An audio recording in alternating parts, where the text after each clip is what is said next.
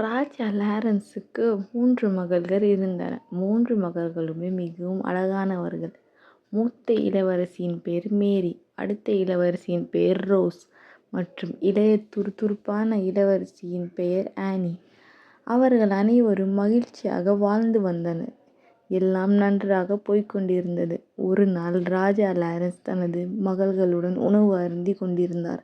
அவர் 3 பேரிடமும் ஒரு கேள்வி கேட்டார். சொல்லுங்கள், நீங்கள் யாருடைய அதிர்ஷ்டத்தின் காரணமாக சாப்பிடுகிறீர்கள்?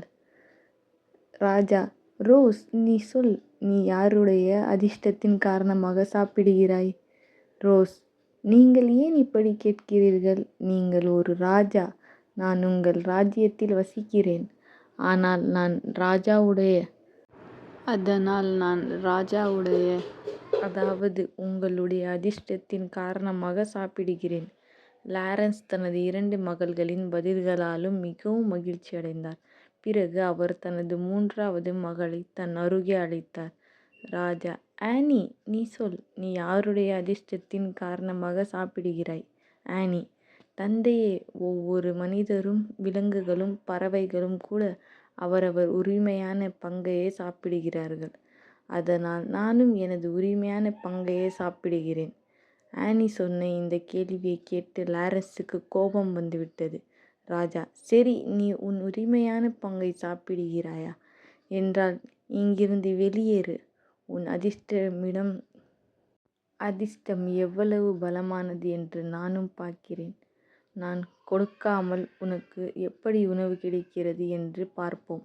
ராஜா கோபத்தில் தனது மகளை ஒரு காட்டில் விட்டுவிட சொன்னார். ஆனால் ஆனிக்கு தான் என்ன தவறு செய்தோம் என்று புரியவில்லை. அவள் ஒரு மரத்தின் அடியில் உட்கார்ந்து யோசித்து கொண்டிருந்தாள். சிறிது நேரத்திற்கு பிறகு அவளுக்கு தூக்கம் வந்துவிட்டது. காலையில் எழுந்ததும் அவளுக்கு தாகம் எடுத்தது. அவள் நடக்க ஆரம்பித்தாள். சிறிது தூரம் நடந்த பிறகு அவளுக்கு ஒரு குளம் தெரிந்தது. அவள் அந்த குளத்திற்கு சென்று கைகளை கழுவினாள். அப்போது அந்த குளம் முழுவதும் வற்றிவிட்டது. அவள் ஆச்சரியப்பட்டாள். அந்த குளத்திற்கு கீழே படிகள் கட்டப்பட்டிருந்தன. அவள் அந்த படிகளின் உதவியுடன் உள்ளே செல்ல ஆரம்பித்தாள். அப்போது அங்கே ஒரு இளவரசன் நிற்பதைக் கண்டாள். அவனைக் கண்டு பயந்து அங்கேயே நின்று விட்டாள். நீண்ட நேரமாகியும் அவன் அசையாததால் அது ஒரு சிலை என்பதை அவள் புரிந்து கொண்டாள். அவள் அந்த சிலையை தொட்டவுடன் அதன் வடிவம் மாறிவிட்டது. என்ன நடக்கிறது எனக்கு என்று அவள் நினைத்தாள். அவள் சிறிது நேரம் அங்கேயே நின்று யோசித்து கொண்டிருந்தாள். சிறிது நேரம் கழித்து அவள் கதவை திறந்து உள்ளே சென்றாள். உள்ளே சென்றபோது அங்கே ஒரு அழகான தோட்டம் இருப்பதை கண்டாள். அந்த தோட்டத்தில் அழகான பூக்கள் பூத்திருந்தன. அவள் தோட்டத்தின் மைதானத்தில் இருந்த ஒரு குளம் அருகே சென்றாள். அங்கே தண்ணீர் குடித்தாள். அப்போது கீழே விழுந்திருந்த பூக்களை பறித்தாள். அப்போது அவள் கனவில் ஒரு தேவதை தோன்றினாள். தேவதை: நீ கவலைப்படாதே. என் மேல் உனக்கு நம்பிக்கை இருக்கிறதல்லவா? பயப்படாதே, நான் உன்னுடன் இருக்கிறேன். நீ தேடிக்கொண்டிருக்கும் இளவரசன் கிடைப்பான். நீ ஒரு பெரிய கதவுகளுக்குள் உள்ளே செல்வாய். உள்ளே போனதும் உனக்கு ஒரு அரண்மனை தெரியும். நீ அந்த அரண்மனைக்குள் செல்ல வேண்டும். உள்ளே சென்றதும் உனக்கு 3 அறைகள் தெரியும். அதில் 3 அழகான இளவரசர்கள் தெரிவார்கள். அவர்கள் பார்ப்பதற்கு ஒரே மாதிரி இருப்பார்கள். நீ அந்த 3 பேரையும் தொட்டுவிட்டு முன்னேற வேண்டும். அவர்கள் மறைந்ததும் உனக்கு ஒரு அறை தெரியும். நீ அந்த அறையின் கதவை திறந்தவுடன் உனக்கு உறங்கிக் கொண்டிருக்கும் இளவரசன் தெரிவான். நீ அவனை தொட்டவுடன் அவன் விழித்துக் கொள்வான். அவன் விழித்தவுடன் நீ அவனது கழுத்தில் பூமாலை அணிவிக்க வேண்டும். அவனே உன் கணவனாக இருப்பான். இத்துடன் ஆனி விழித்து கொண்டாள். அவள் எழுந்து உட்கார்ந்தாள். இந்த கனவு நினைவாகுமா என்று அவள் யோசித்து கொண்டிருந்தாள். சிறிது நேரத்தில் சூரியன் உதித்தது.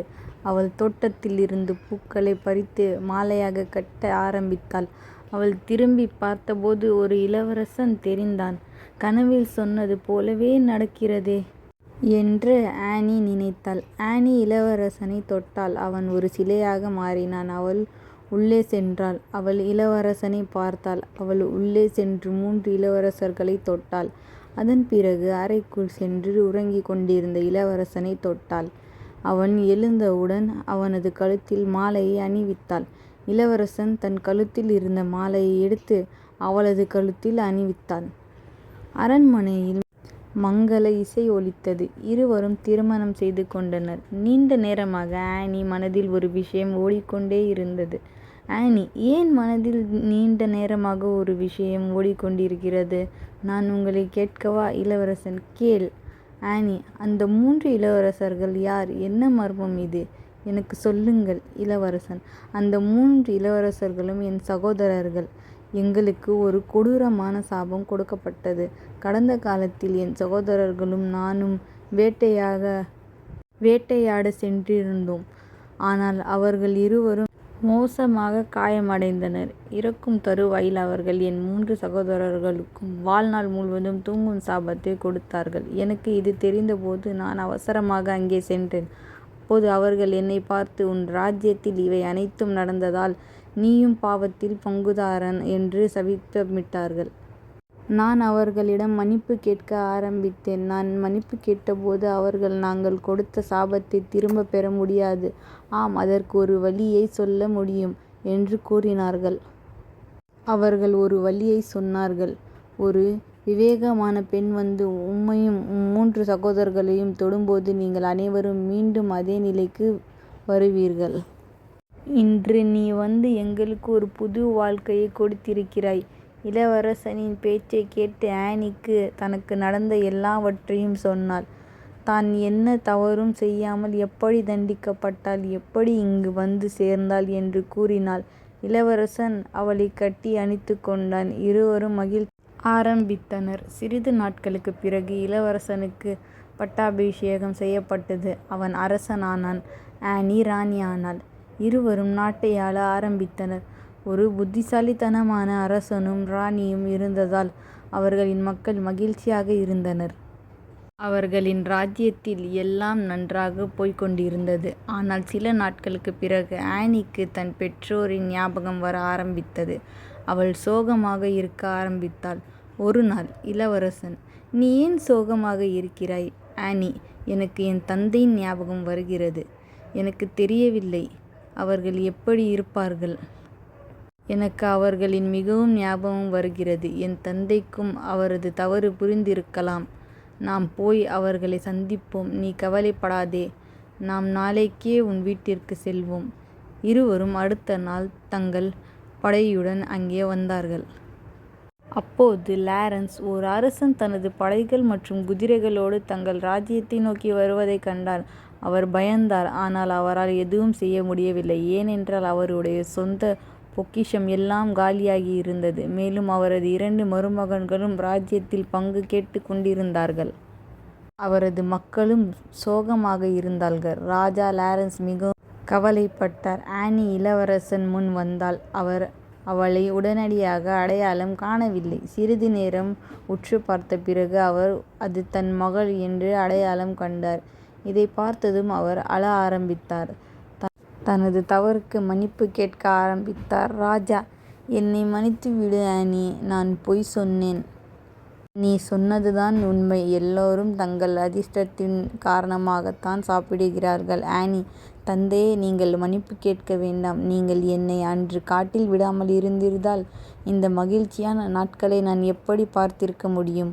அவள் இதை சொன்னவுடன் லாரன்ஸின் கண்களில் கண்ணீர் வழிய ஆரம்பித்தது. அவர் தனது மகளை கட்டி அணைத்து கொண்டார். அவர்கள் அனைவரும் மகிழ்ச்சியாக வாழ ஆரம்பித்தனர். இந்த ஸ்டோரியோட மாரல் என்னென்னா ஃப்ரெண்ட்ஸ், எல்லார் வாழ்க்கையிலையும் அவங்களுக்கு எவ்வளோ உணவு, உடை, அவங்களோட வாழ்நாள் எவ்வளோ கிடைக்கணும்னு எல்லாமே இறைவன் ஆல்ரெடியே எழுதியிருப்பான் ஃப்ரெண்ட்ஸ். இவங்களால தான் கிடச்சது, அவங்களால தான் கிடச்சதுன்னு சொல்ல முடியாது ஃப்ரெண்ட்ஸ். இறைவன் ஆல்ரெடியே எல்லாமே எழுதியிருப்பான் ஃப்ரெண்ட்ஸ் அவள் விதியில். இதுதான் ஃப்ரெண்ட்ஸ் இந்த ஸ்டோரியோட மாரல். நீங்கள் என்ன நினைக்கிறீங்கன்னு கமெண்ட் பண்ணுங்கள் ஃப்ரெண்ட்ஸ். நம்ம சேனலை மறக்காமல் லைக், ஷேர் அண்ட் சப்ஸ்கிரைப் பண்ணிக்கோங்க ஃப்ரெண்ட்ஸ். பாய்.